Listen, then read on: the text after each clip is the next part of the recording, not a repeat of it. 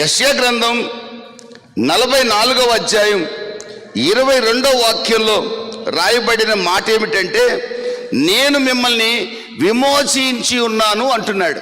నా ప్రభువైన దేవుడు ఈ సంఘములో, ఈ స్థలంలో కూర్చున్న ప్రతి ఒక్కరిని కూడా విమోచించబడిన వారు అంటున్నారు.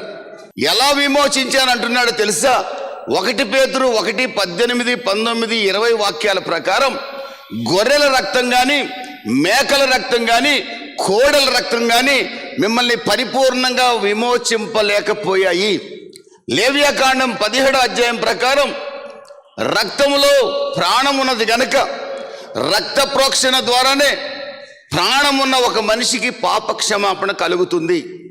అది జంతువుల రక్తం, కోడెల రక్తం ద్వారా పాపక్షమాపణ జరుగుతుంది.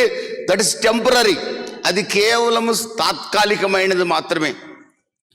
మానవుడు పాపం చేసి దేవుడు అనుగ్రహించిన మహిమను కోల్పోతుంటే నిత్య నరకాగ్నికి మానవుడు వెళ్ళటం, తన పోలికగా సృజించబడిన మానవుడు, తాను సృష్టించిన మానవుడు నిత్య నరకాగ్నికి వెళ్తూ అగ్ని ఆరని పురుగు చావని స్థలంలో దాహం దాహం దాహం అని కేకలు వేయటం చూడలేని దేవుడు తానే మానవాళిని ప్రేమించి శరీరధారిగా కన్య మరియ గర్భములో జన్మించి 33.5 సంవత్సరాల యవన కాలంలో పరమును విడిచిపెట్టి భూమికి దిగి వచ్చిన దేవుడు మానవ పాపమంతా తన మీద వేసుకున్న గొర్రె పిల్లగా మారి, యోహాను 1:29 ప్రకారం మానవ పాపమంతా తన మీద వేసుకున్న గొర్రె పిల్లగా మారి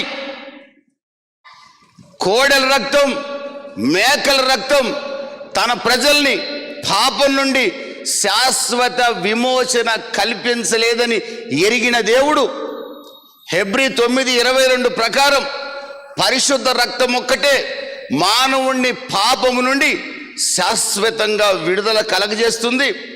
ఆ మానవుడు మరలా ఏ బలులు అర్పించాల్సిన అవసరం లేకుండా బలి అర్పించిన దేవాది దేవుణ్ణి మాత్రమే ఆరాధించగలిగేవాడిగా చేయాలనే ఉద్దేశంతో ఆకాశానికి భూమికి మధ్య 3 మేకులతో కొట్టబడి పంచగాయాలు పొంది పాపపు ముద్దగా మారి శాపగ్రస్తమైన శిలువలో ఆయన వేలాడి రోమా 5:8 ప్రకారం భక్తిహీనులమైన మనల్ని, ఎఫ్ఎస్సి 2 ప్రకారం కామ వికార చేష్టలతో వాయుమండల అధిపతుల్ని పూజిస్తున్న మనల్ని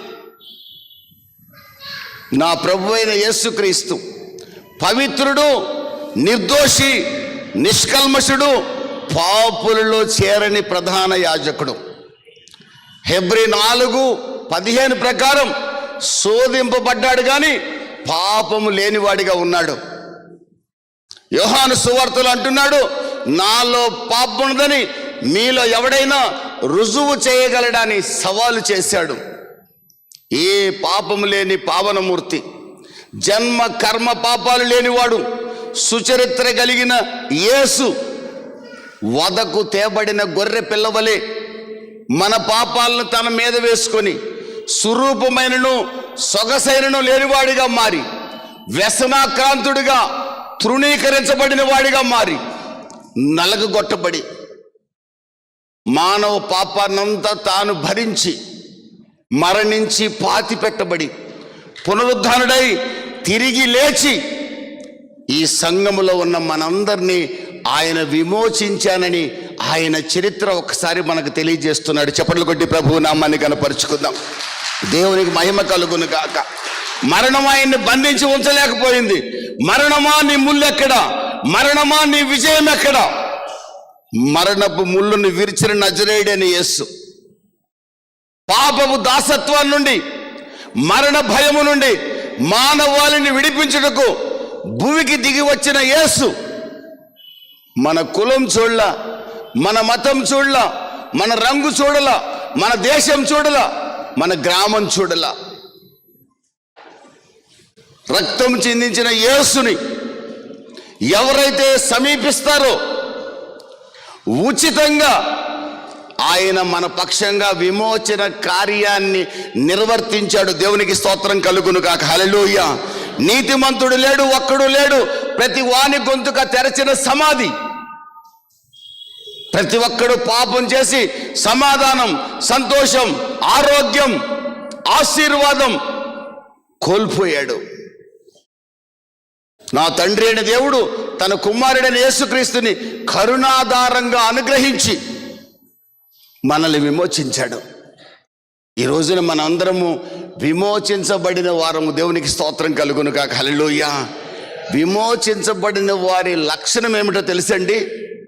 బలహీనతలోనైనా, బహువేదనలోనైనా, కరువులోనైనా, ఖడ్గములోనైనా, కలిమిలోనైనా, లేమిలోనైనా, వ్యాధిలోనైనా, బాధలోనైనా నిరీక్షణ కోల్పోరు విమోచింపబడిన వారు. చప్పట్లు కొట్టి ప్రభు నామాన్ని కనపరుచుకుందాం. హల్లెలూయా.